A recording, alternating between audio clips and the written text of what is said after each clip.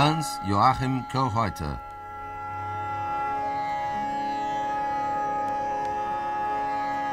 O artista e seu tempo.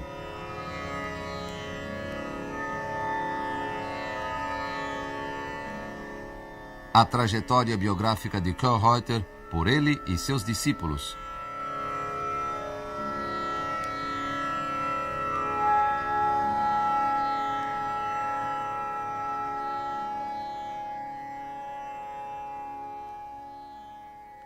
O Kohlreuter é uma pessoa muito inteligente. Ele trouxe uma inteligência para a música brasileira. Paulo Herculano, regente. Ele agitou o ambiente musical do Rio de Janeiro, de São Paulo, do Brasil, enfim. E eu também fui aluno da Escola Livre de Música, que eu posso dizer que foi a melhor escola de música que eu jamais frequentei. Isso, a escola, a vida da escola era o professor Kohlreuter, que chegava na escola às 8 horas da manhã, lá ficava até não sei que horas, daí saía para assistir o concerto, fazer crítica, depois voltava para fazer a crítica e dizia para nós: desculpa, eu vou agora falar com o sotaque do professor. O último que sair, por favor, fecha a porta. Nós todos tínhamos a chave da escola, aquilo era um segundo lar para a gente aprendeu demais, a gente estudou demais, fora nos cursos de férias em Teresópolis e Bahia, onde a gente trabalhava muito. Os cursos de Teresópolis nasceram do mesmo modo como nasceu o Grupo Música Viva. Quer dizer, foi uma tentativa de renovação e atualização do ensino musical. Eu diria um ensino abandonando o currículo. Eu sou um adversário de currículos numa escola de arte, não só de música. Eu acho que o artista deve ser formado de um outro modo. Completamente livre no diálogo com seu mestre. E não deve seguir currículos pré-determinados. Eu fracassei nessa tentativa no Brasil, não? Porque na hora que eu deixei Teresópolis, não, porque era um curso de férias, não? Mas, por exemplo, a Universidade da Bahia e a Escola Livre de Música aqui em São Paulo, não? Na hora que eu deixei o lugar como orientador do ensino, todo mundo voltou para o diploma e para o tipo de seguir um currículo pré-determinado, como se diz, acadêmico. Quando a gente tenta falar um pouco sobre o que representou Kohlreuter na nossa vida... Isaac Karabchevsky, regente. A primeira imagem que me vem à mente é na rua Sergipe, se não me engano, 271, era um prédio, uma casa, atrás do Cemitério Consolação. Uma casa que pertencia, eu acho que ao Heuberger, da ProArte aqui de São Paulo. Essa casa tinha um nome expressivo também, não era um conservatório, mas eles tinham um título Seminários Livres de Música. Nessa casa, creio que alguns passos definitivos foram dados para a própria libertação do conceito acadêmico do que é o ensino de música. Lá se fazia se desenvolvia uma técnica de trabalho didático completamente diferente dos nossos conservatórios e dos moldes normais dos nossos conservatórios. O programa lá era um programa muito maleável e dependia basicamente do talento de cada aluno, não é? Quer dizer, você não se condicionava ao fato de obedecer ao programa, você podia superar, de acordo com a tua capacidade de produção e de acordo com o teu talento, superar etapas. Um pouco nos moldes do que é a Universidade Europeia Americana, onde as pessoas vão e podem até estudar em casa, nem precisam frequentar a aula, estudam em casa e se preparam para os exames de uma maneira mais... E vence aquele que estiver melhor preparado, claro. Foi mais ou menos assim que se desenvolveu o ensino de música nesses seminários livres de música. Eu fui aluno do Kellreuter na Escola Livre de Música, aí em São Paulo, de 54 até 56. Henrique de Curitiba, compositor. Eu devo a ele a abertura de uma janela para a música do século XX. Ele foi um professor extraordinário e que me ensinou a apreciar a música de Stravinsky, de Hindemith, de Bartók e de muitos outros. Eu quero lembrar que na maioria dos conservatórios de então, a gente estudava mais os clássicos e românticos. Kellreuter, no seu ensino de História da Música, abordava de uma maneira muito original. Ele partia dos contemporâneos em direção aos antigos, valorizando inclusive as épocas como a Idade Média e o canto gregoriano, que naqueles tempos nem se ouvia falar. Com isto, ele ampliou o espectro panorâmico da música, despertando nos seus alunos, e especialmente em mim, é claro, o gosto não só pelo mais recente, como também pelo antigo. Entre 1965 e 1969, eu fui aluno de composição dos Seminários de Música Pro Arte do Rio de Janeiro. José Maria Neves. E nessa instituição eu segui as classes de harmonia, contraponto, fuga, orquestração, composição do maestro César Guerra Peixe e as classes de análise da professora Esther Scliar. E eu posso dizer que através desses dois ex-alunos de Kellreuter, eu pude conhecer facetas bem diferentes do maestro Kellreuter. As separações técnicas, estéticas e ideológicas existentes entre Guerra Peixe e Kellreuter eram ainda muito marcantes, mas mesmo assim podia-se ver o enorme respeito do ex-aluno pelo ex-professor, enorme respeito que mais tarde voltaria a ser uma amizade como tinha sido antes. E Esther Scliar passava do mestre uma imagem realmente bonita, fazendo com que os seus alunos fossem, de certa maneira, continuadores, não é, da obra do próprio Kellreuter, como se fôssemos todos nós, né, descendentes de uma mesma família que teria Kellreuter como, não é, o grande pai. Muitos anos atrás, eu fui convidado para participar de um curso em Teresópolis, da antiga ProArte, que organizava esses cursos no verão. Caio Pagano, pianista e professor. E eu fui com uma enorme curiosidade, porque o nome do diretor era Kellreuter. Nossa Senhora, né? Cheguei lá, encontrei o homem mais amável, mais suave, mais cordial, menos alemão possível, né? E que me recebeu e recebeu todos os colegas de braços abertos, atribuiu a cada um a sua função, nunca se intrometeu na vida de ninguém, deu os cursos mais interessantes e inteligentes que eu conhecia e ficamos amigos. Então eu toquei um espetáculo de obras de Schoenberg, que era realmente a primeira vez que se fazia no Brasil. Eu era o primeiro e até hoje sou o único pianista que toca toda a obra de Schoenberg para piano. E Kellreuter era um grande admirador da obra desse desconhecido, porém importantíssimo nome da música ocidental.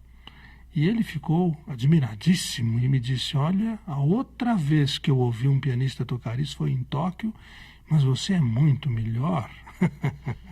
Eu fiquei tão envaidecido, não é? E orgulhoso, porque ele conhecia por dentro aquilo que estava dizendo, não era de graça. O momento em que eu conheci o professor Kellreuter remonta ao final dos anos 40, começo da década de 50, aí por volta de 1950. Gilberto Tinetti, pianista e professor. Eu era bem jovem na ocasião e me dava com uma família alemã, eu frequentava a casa de uma família alemã, a família, aliás, da cantora Ulla Wolf, a família Simon. Eu tocava com o irmão da Ulla Wolf, etc. E lá se fazia muita música em casa, E o Kohlreuter frequentava essa casa e tocava lá também. Então eu tive um contato que acho que pouca gente teve com o Kohlreuter aqui no Brasil como flautista.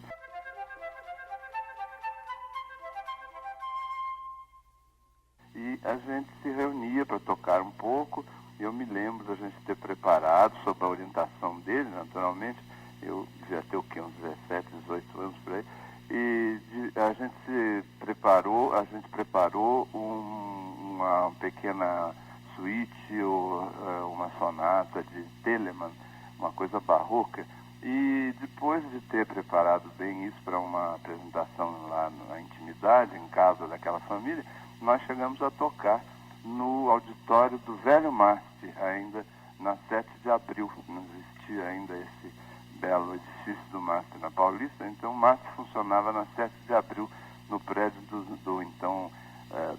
jornal dos Diários Associados. Então o meu primeiro contato com o Kohlreuter foi nessa ocasião. É um depoimento que eu quero deixar aqui, porque pouca gente teve a oportunidade de tomar contato com o Kohlreuter flautista, e que, aliás, tocava muito bem na época. Pelo menos essa é a lembrança que eu tenho daqueles momentos de música de câmara com a participação do Kohlreuter.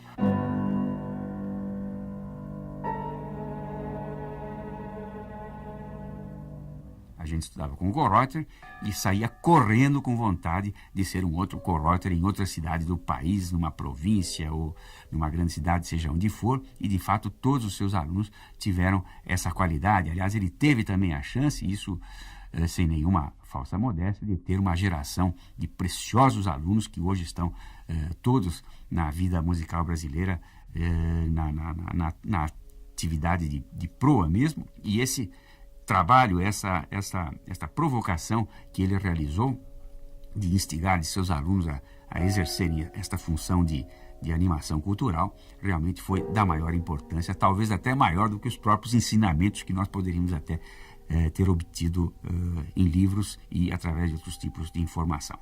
Júlio Medalha, regente. Nós, os poetas do Grupo Concreto, Décio, Haroldo e eu, Augusto de Campos, poeta. Frequentamos no início da década de 50 os cursos da Escola Livre de Música, que era dirigida pelo Kohlreuter, que ficava ali na Rua Sergipe.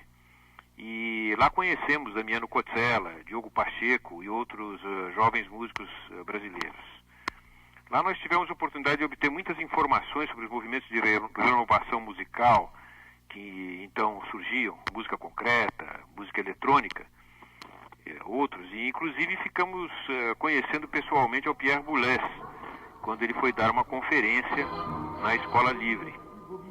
Isso, creio que em 54. E também nos festivais da ProArte, em Teresópolis, que eram dirigidos pelo Kohlreuter, o Décio Pinhatari, eu me lembro que expôs nossas ideias sobre poesia nova e apresentou pela primeira vez em público, a várias vozes, com o Cotzella e outros, alguns dos meus poemas influenciados pela música de timbres de Anton Webern, poemas do ciclo Poeta Menos, que é de 53. De sorte que a história da poesia concreta está ligada à figura do Kohlreuter, que realmente influenciou toda a cultura brasileira, a cultura de vanguarda brasileira, não só no que respeita à música, que tanto deve a ele, mas também no que diz respeito às outras artes.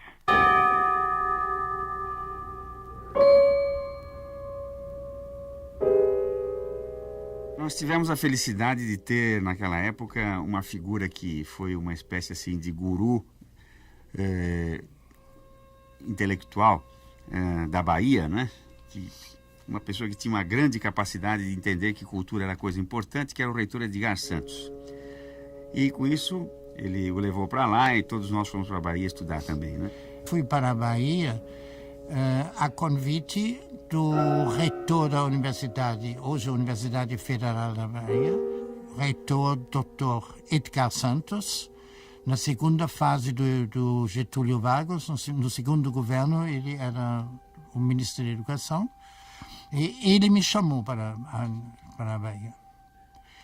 E ele me recebeu da seguinte maneira, ele disse, olha que Kohlreuter Eu estou observando sua carreira desde o primeiro dia que você chegou aqui. Estou guardando tudo que você publicou, todas as lutas, todas as discordâncias que você tinha que sofrer. E você é o homem que eu preciso para fazer a escola de música desta universidade. Precisa da Universidade da Bahia. Não? Eu aceitei e apresentei meu plano sem currículo. E ele aceitou. Isso era uma escola superior de música, muito atual, com as técnicas todas mais modernas possíveis, com um corpo docente quase que exclusivamente internacional, completamente, americanos, alemães, suíços, italianos, até hoje tem os professores lá. Quer dizer, tornou-se realmente uma escola, uma academia modelo para toda a América Latina. E todas as universidades no Brasil que depois criaram faculdades de música imitaram isso. O que era errado. Porque a gente não deve mais fazer hoje o que em 1950 eu tenho feito. Hoje tem que se fazer uma coisa completamente diferente, porque os seres humanos são outros. De maneira que era uma escola modelo realmente para todos, sob o ponto de vista pedagógico, didático, os métodos, etc., etc. Mas o principal era a ausência de um currículo predeterminado. Então, quando eu saí da Bahia, em 62, para ir ao Oriente, então eles voltaram novamente para o ensino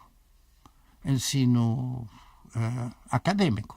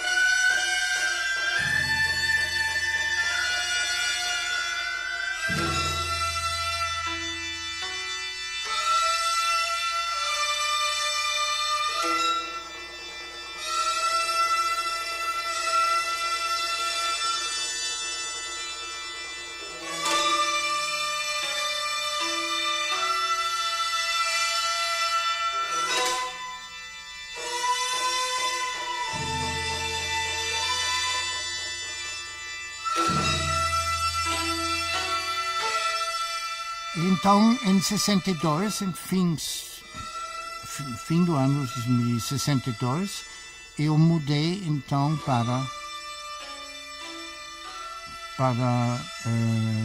o Instituto Goethe e trabalhei no programa internacional do Instituto Goethe durante um ano e meio, talvez 2 anos. Fui depois à Índia, que eu já conhecia, porque quando eu estava na Bahia, eu viajei normalmente ao Japão e Índia. Isso foi normal, porque a Universidade da Bahia estava interessada nisso também, não? Para eu conhecer outras culturas. Foi fantástico essa escola de música naquele tempo na Bahia. Isso aconteceu uma vez na vida e nunca mais. Finalmente, ele abriu o lado para o Oriente. Lado que, num certo tempo, nós não estávamos preparados para acompanhar. Ele continuou esse lado da ponte, desenvolveu o lado da ponte Oriente-Ocidente, e esta foi uma outra grande contribuição que ele deu. Décio Pinhatari, poeta.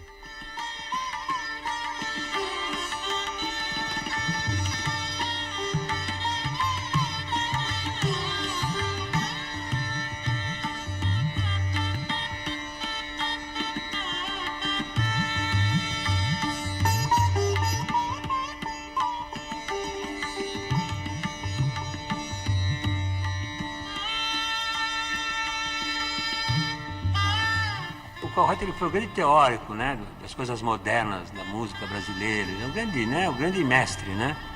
Antunes Filho, dramaturgo e encenador. E muito mais. Eu acho que também só conseguiu chegar a isso devido ao mundo oriental, ao meu pensamento oriental. E isso é invejável nele, é admirável nele. O meu contato com o Oriente não era por acaso.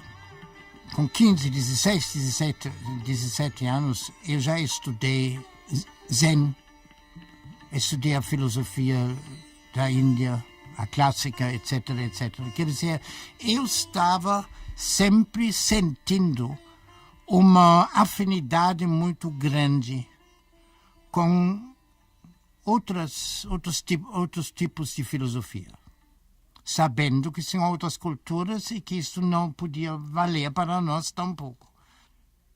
Por outro lado, eu tive ideias musicais que eram problemáticas em toda parte do mundo.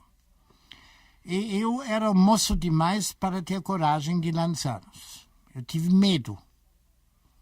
Então, eu escrevi, como eu já disse a vocês, eu escrevi em Dó maior, em Lá menor, etc, etc. Isso aprendi o que eu aprendi nos currículos da Academia de Berlim. Não? E quando eu cheguei, então, pela primeira vez na Índia, isso foi em 1953, em seguida, no Japão, convidado pelos governos desses países,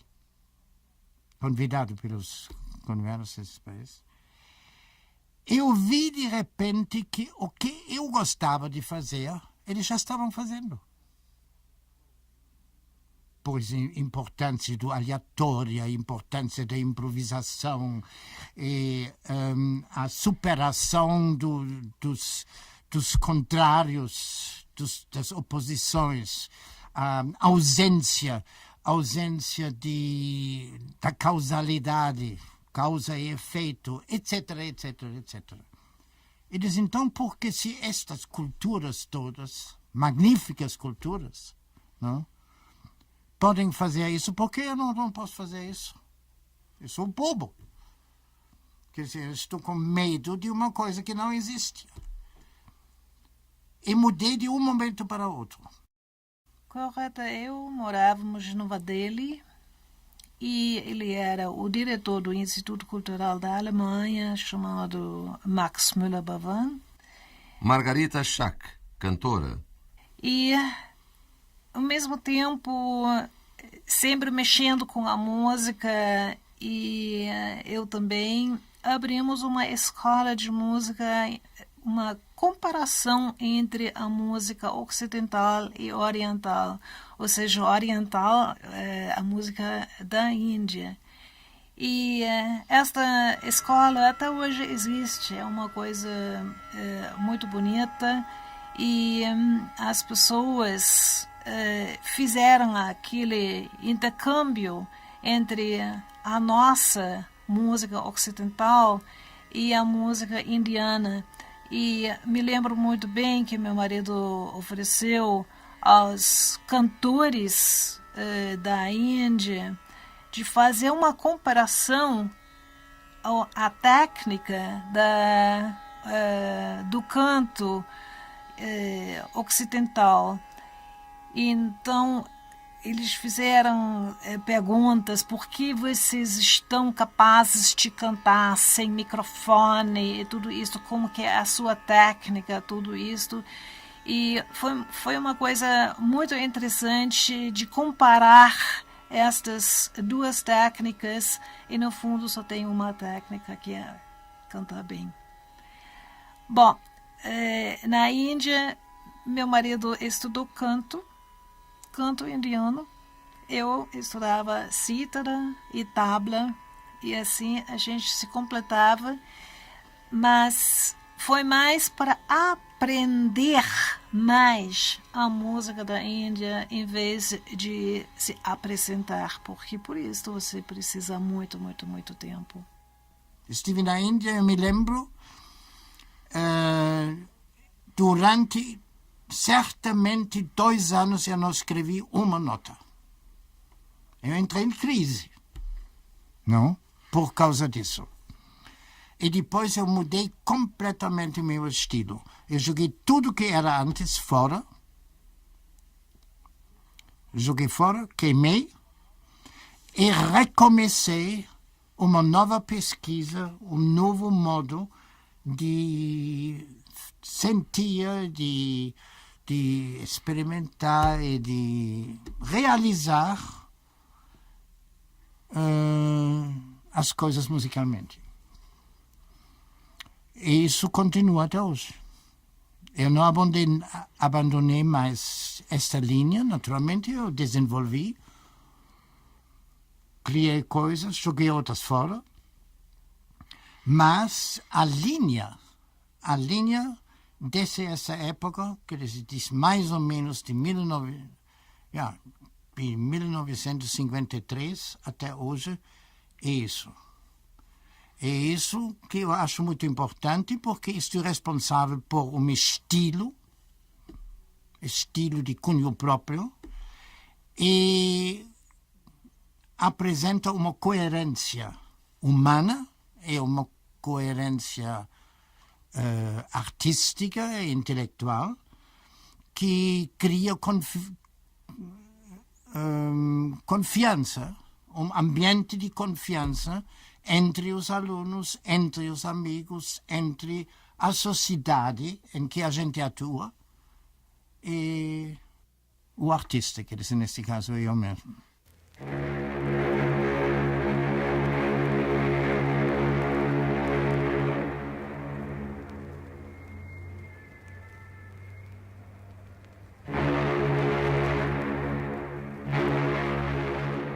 O Kölreuter me fascinava por um aspecto assim singular da vida dele. Gilberto Mendes. É um grande viajante.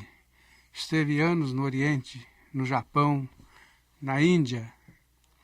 Ele me parece um personagem assim de Joseph Conrad.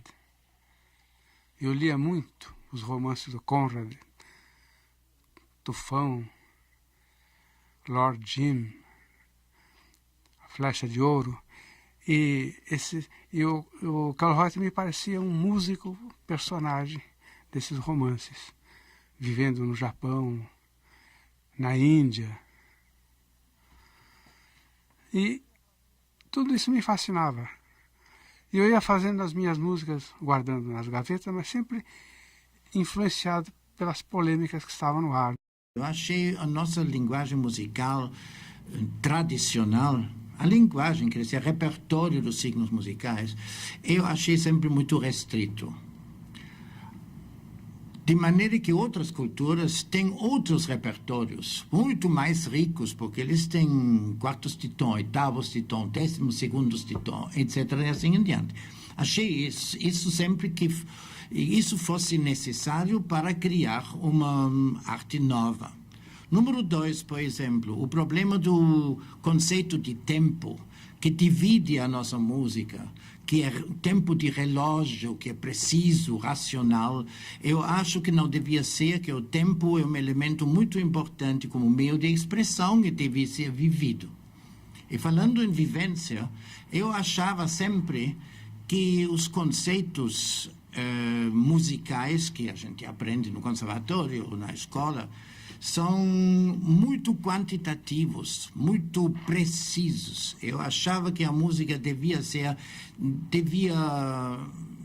lidar mais com valores qualitativos ou emocionais do que com valores criados pelo pensamento racionalista de nossa cultura.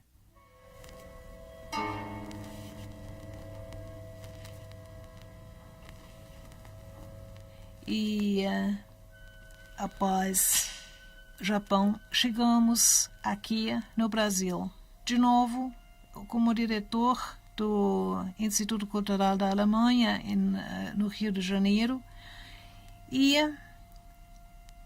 de novo, ele regendo, eu cantando com outras pessoas, ele compondo. E sempre aquela relação com a música e continuando esta outra parte de filosofia alternativa. Eu iniciei meus estudos com o professor Paul Reuter em meados de 1977. Mauro Muscat, médico e compositor. Bem na época que o professor estava chegando do Japão. E a partir dessa época eu comecei a ter contato regular com o professor e fiz os cursos de análise, de composição, contraponto, harmonia, e também o curso regular na Faculdade de Música, em Composição e Regência. Eu considero o professor Paul Reuter muito mais que um professor, mas um grande intelectual e um artista assim, no sentido mais amplo da palavra. Eu sou Maria de Lourdes Sequefe, devo muito de minha formação a este mestre que é Paul Reuter, mestre no sentido zen do termo. Esse mestre que sacudiu arcaicos métodos de pesquisa e que alimentou novas estruturas de pensamento, esse defensor da estética atonalista e agora da estética relativista e um dos líderes do Manifesto de 46, é o responsável pela nossa contemporaneidade musical, como o fora antes Mário de Andrade. Eu era sempre um grande admirador de Mário de Andrade porque era apaixonado da linguagem dele. Achei muito musical e até hoje eu penso, é essa a razão porque eu musiquei o café dele.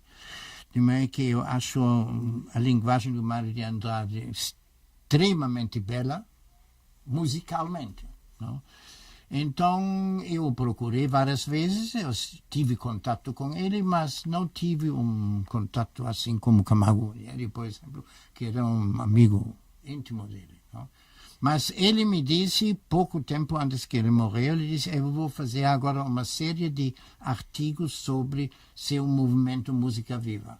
Isso foi o plano dele, porque ele escrevia na Folha da Manhã.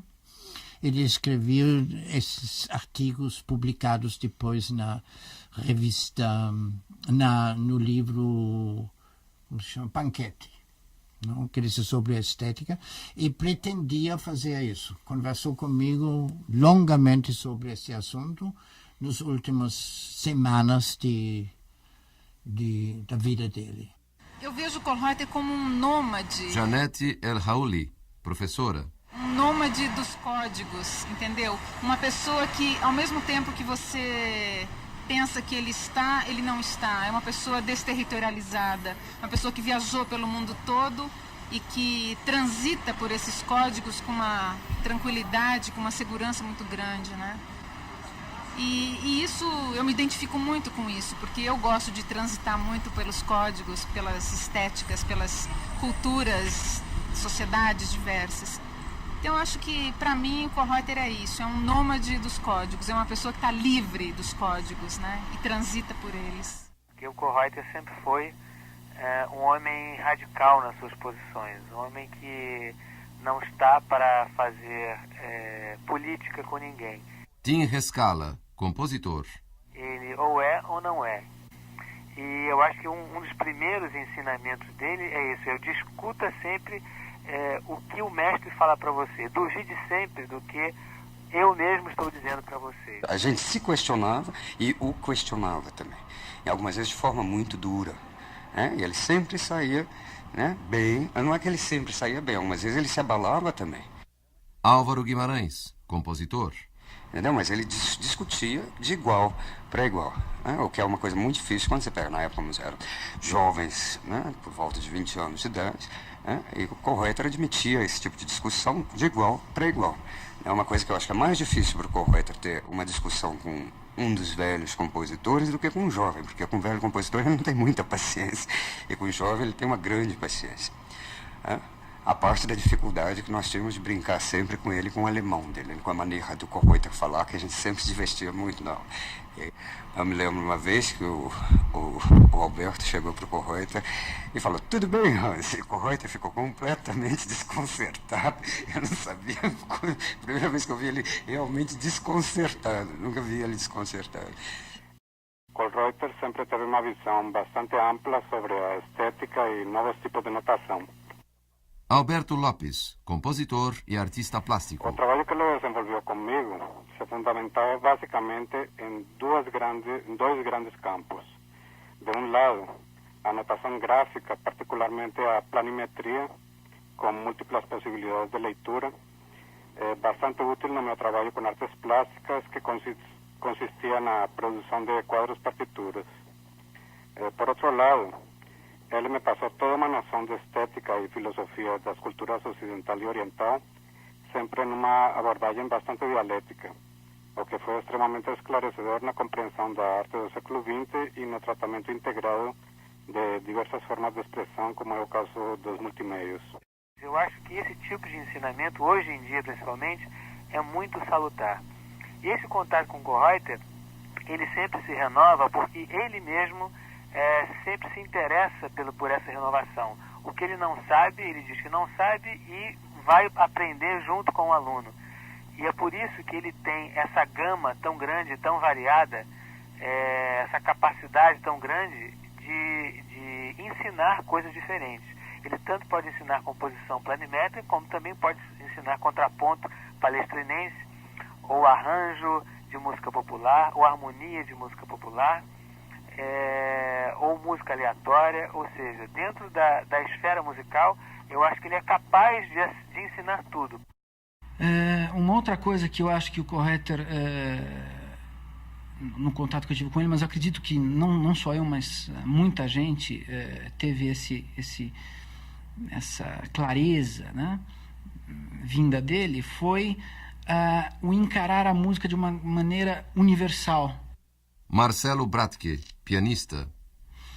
O Kollreuter é assim, a visão dele é macrovisão, não é microvisão. Então, durante o tempo que eu estudei com ele, eu até esqueci que eu era pianista, porque eu me transformei num músico.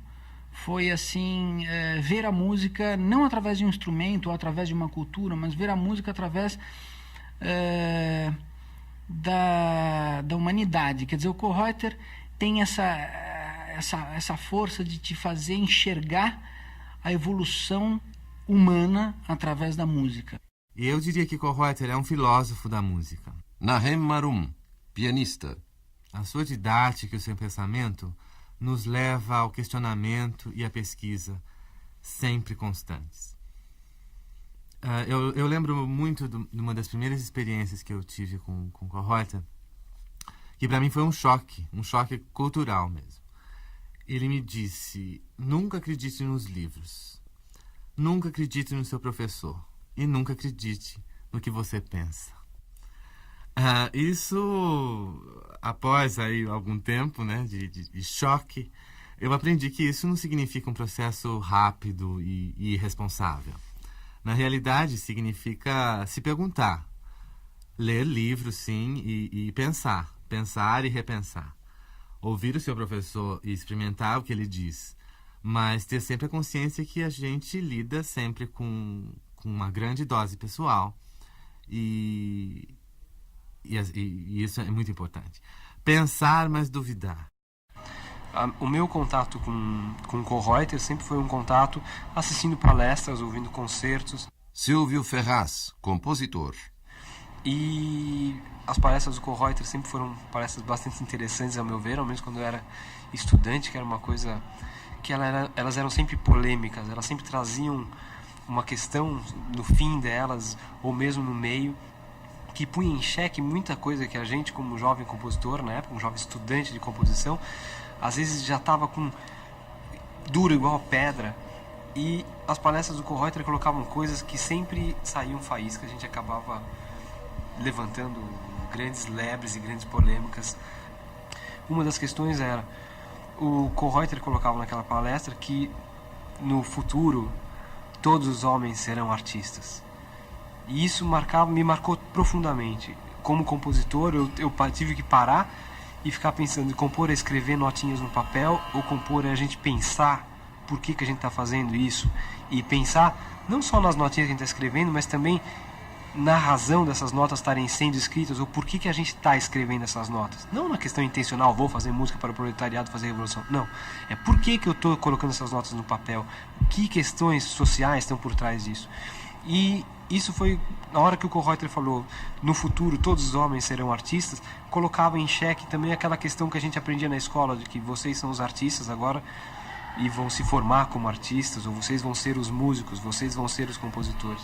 E a questão dele justamente colocava essa dúvida na cabeça da gente. Então, todos vão ser os artistas. O que isso tinha a ver com o futuro da gente enquanto compositor?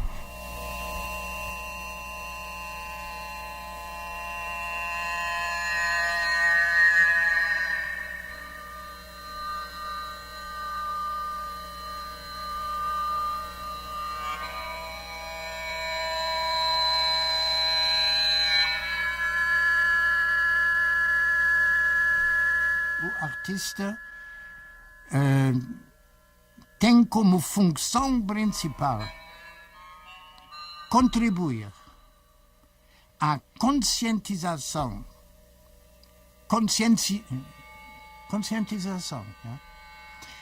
das grandes ideias da época em que ele atua e vive.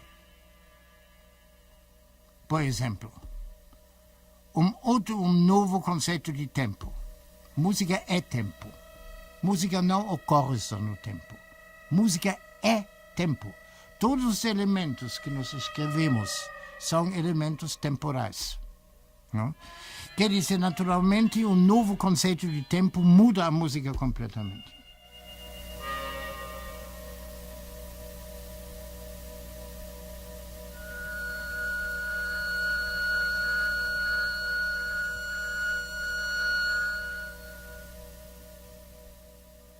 A gente hoje está vivendo uma espécie de refluxo da história, no sentido de que há toda uma desilusão em relação ao futuro, em relação à própria ideia de historicidade, de que a história tem um fim.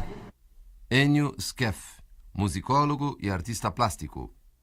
Eu acho que essa crise já aconteceu no tempo de Santo Agostinho, quando a cultura helênica caiu com a queda de Roma e a ocasião em que ele escreveu A Cidade de Deus. Eu acho que o Kollreuter é um homem que recoloca, como um velho, como um senhor de idade bastante avançada, ele recoloca para nós a todo instante essa ideia de que nós devemos ser otimistas em relação à história. Mas acho que o socialismo em Kollreuter obrigou, de uma certa forma, os músicos que não se preocupavam com nenhum tipo de leitura a aceitar, como se aceitava naquele momento, a luta em defesa do proletariado. E nesta luta, pode parecer engraçado o que eu estou dizendo, eles se envolveram com o socialismo e com a música nova ao mesmo tempo, porque a música nova era também a visão nova do socialismo, entende? Isso eu sei porque eu fui aluno dele. Olivier Toni. Então, aquelas discussões sobre a esquerda, sobre o socialismo, sobre Karl Marx e os jornais que o Kollreuter comprava, todos os jornais de esquerda quando a gente saía das aulas, a gente refletia o socialismo e ao mesmo tempo a música, porque os outros músicos não discutiam nem socialismo e nem música. Eu acho que a historicidade na obra do Kollreuter, eu acho que é o centro de tudo. Ennio Skeff. Por isso, inclusive, ele tem a coragem de sempre se renovar, a cada instante ter uma ideia nova. Nesse sentido, acho que o Kollreuter representa para a música brasileira, guardadas todas as proporções possíveis e as diferenças, este Santo Agostinho que a gente necessitaria. Quer dizer, ele é um homem que repõe em nós a ideia hegeliana, eu diria, num certo sentido também marxista, ainda hoje, da questão da historicidade. E ele recoloca isso nessa crença absoluta que ele tem no futuro e na crítica constante que ele faz à situação em que nós estamos vivendo hoje, quer dizer. E sob esse aspecto, eu acho que a figura dele é fundamental ainda hoje. Há uma reflexão do Jung que cabe perfeitamente para o Karl Reuter. Quando ele diz que quando as pessoas entram em crise, elas devem consultar o velho que tem dentro de si. Eu acho que o Karl Reuter é um pouco o velho que nós temos dentro de todos nós. Não porque ele seja velho, mas porque ele representa um arquétipo de homem que acredita na história.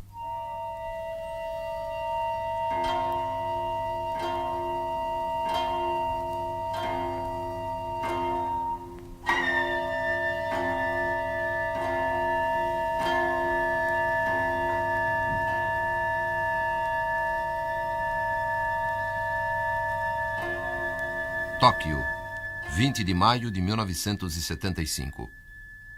Caro professor Karl Reuter, sua ideia de uma cultura planetária universal soa de fato muito sedutora. Como japonês, ela me parece ilusória. O pensamento ilusório de um europeu que considera o futuro da cultura e civilização ocidentais com ceticismo e procura uma solução no Oriente. Mas essa cultura, em última instância, será novamente ocidental e não universal. Cultura é um organismo que, como um todo, representa uma unidade que só pode existir quando se tende, mais ou menos, a excluir o que vem de fora. Por isso, parece-me necessária uma atitude conservadora. Satoshi Tanaka.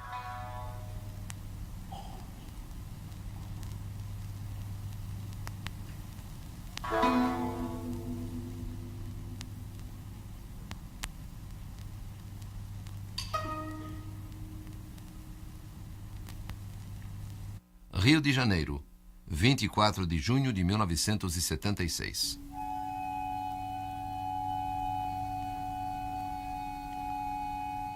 Prezado professor Tanaka, quando me refiro a um mundo sem barreiras, não tenho em mente um mundo que na verdade não as tivesse, mas sim a um mundo que superou os preconceitos nacionalistas e opiniões preconcebidas pelo uso comum de todos os valores, pela colaboração e concentração em objetivos comuns. Trata-se de hoje criar um mundo de compreensão aberto, um mundo que integre os valores alienígenas no próprio âmbito da vida. Nesse contexto, a vontade e a capacidade de cada um de compreender e integrar criativamente os valores tradicionais de outros povos desempenham um papel importante. Estou convencido de que, historicamente, é chegado o momento em que o ser humano precisa modificar radicalmente. Modificação que devemos provocar caso não queiramos escolher o caminho da destruição. É indiferente ser esta destruição o resultado de um conflito nuclear ou de um envenenamento lento e gradativo do meio ambiente. Um abraço. Hans Joachim Karl Reuter.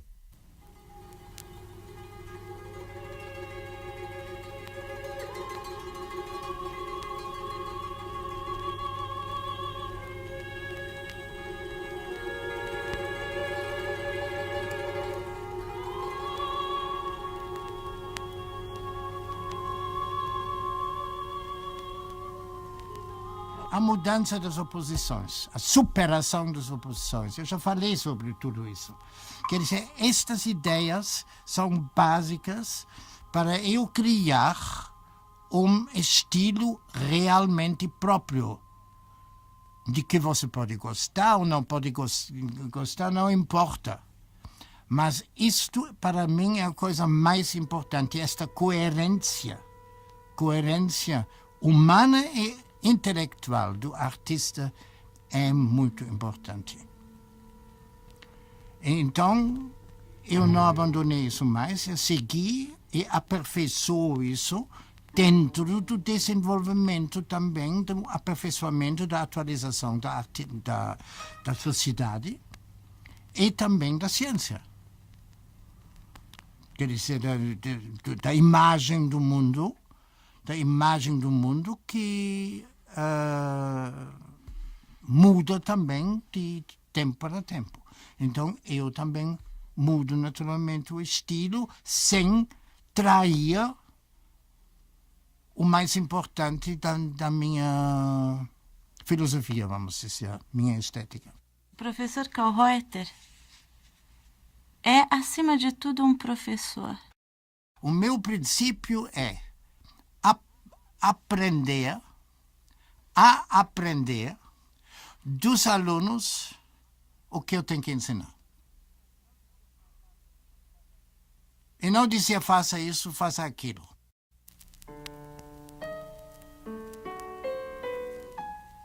Dentro desta sua atitude constante, diuturna, não só em São Paulo, mas no Rio, na Bahia, em Minas e fora do Brasil, em vários países, Kallreuter funcionou também como um estimulador de outros talentos. Só assim, de relance, já me lembro, a partir dos seminários de Teresópolis, seminários da ProArte de Teresópolis, que eram basicamente seminários de ideias, não seminários para se aprender a tocar mais ou menos as notas de uma partitura. Não eram cursos de férias de leitura musical à primeira vista, cursos meio amadorísticos, mas eram seminários de ideias musicais no verdadeiro sentido etimológico da palavra seminário. Kallreuter de Teresópolis ou da ProArte de São Paulo teve uma influência decisiva, acredito que muito decisiva, na carreira de músicos como os saudosos maestros Roberto Schnorrenberg, Klaus-Dieter Wolff, Jonas Christensen, Luiz Roberto Borges, para não falar em muitos compositores como Gilberto Mendes, Ville Corrêa de Oliveira, Rogério Duprat, que dialogavam com ele a respeito de seus trabalhos concretos de composição, enveredando que estavam pelos universos inquietos das novas estéticas dos anos 50, 60 e assim por diante.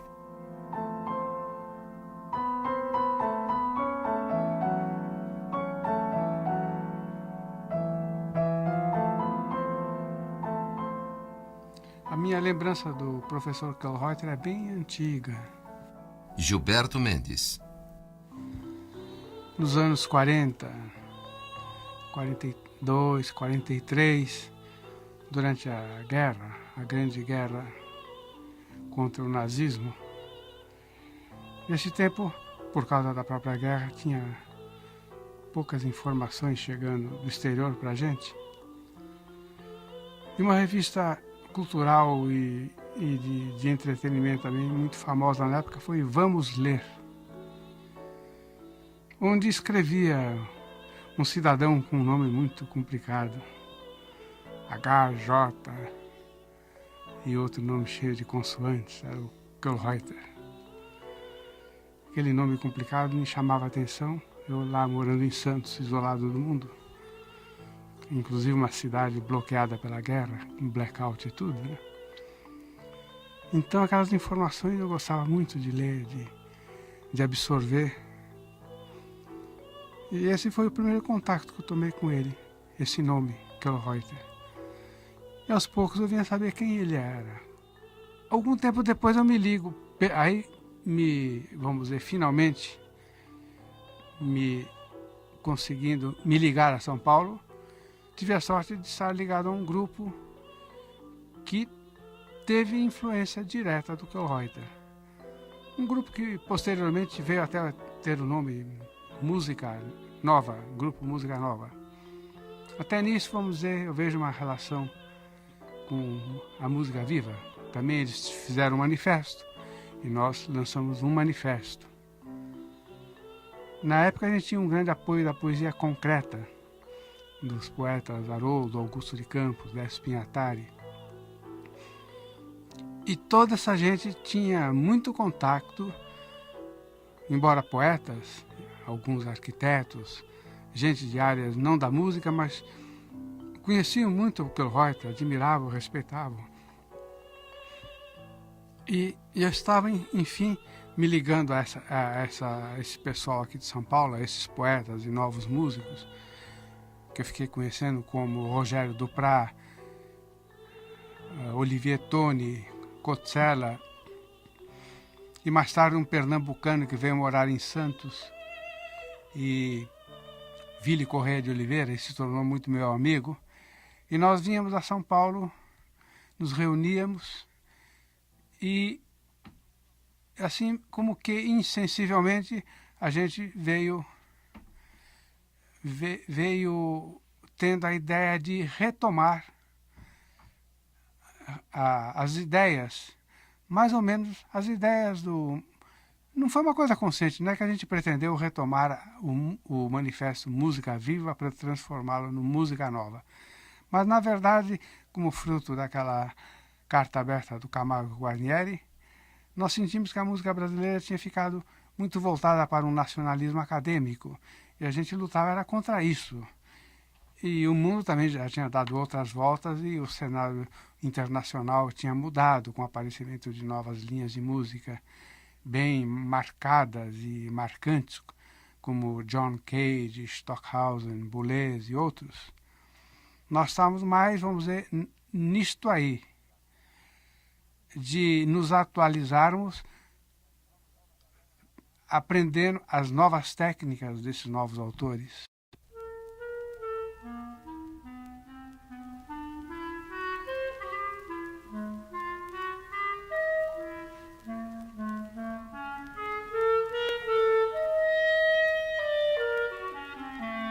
A propósito de um depoimento sobre o Kohlreuter, eu gostaria de reler aqui, ou de ler aqui, um texto que eu escrevi acompanhando uma peça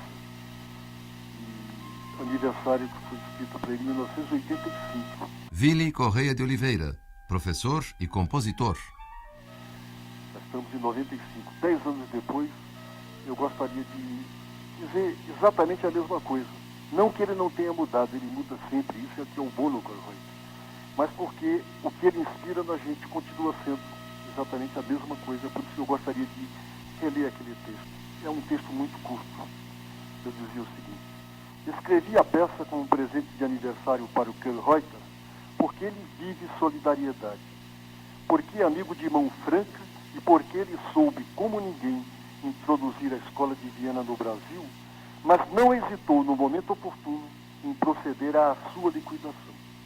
E também porque ele, por necessidade da causa, trabalhou a utilidade como tema principal, domando a arte como tema secundário. Kohlreuter vê, nos dias de hoje, que há outros temas necessariamente principais, especialmente hoje, quando vivemos esses tempos tão nefastos.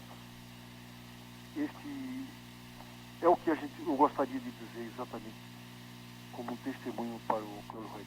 Sobretudo isso, dizer da força que ele tem de estar sempre mudando, mas ao mesmo tempo de continuar sempre o mesmo quando a amizade se interpõe. Isso eu acho que é realmente extraordinário. O mundo se move. Isto é um fato. Quer dizer, uma pedra se move. Esta mesa se move. Nossa pele se move. Tudo se move constantemente. Isso não é filosofia, isto é simplesmente a ciência. Em um mundo em que tudo se move, é tudo que se conserva um empecilho. O artista não deve, a meu ver, criar ou favorecer ou motivar obstáculos. Ele tem que fazer o contrário. Ele, portanto, tem que colaborar com esta lei, que é uma lei universal, esta dinâmica de tudo. Ele tem que colocar nesse sentido, a meu ver. E se ele trabalha para a posteridade, por exemplo, ele faz algo que é anti-artístico. Ele conserva alguma coisa. Ele tem que sempre inovar, como o próprio mundo se inova constantemente.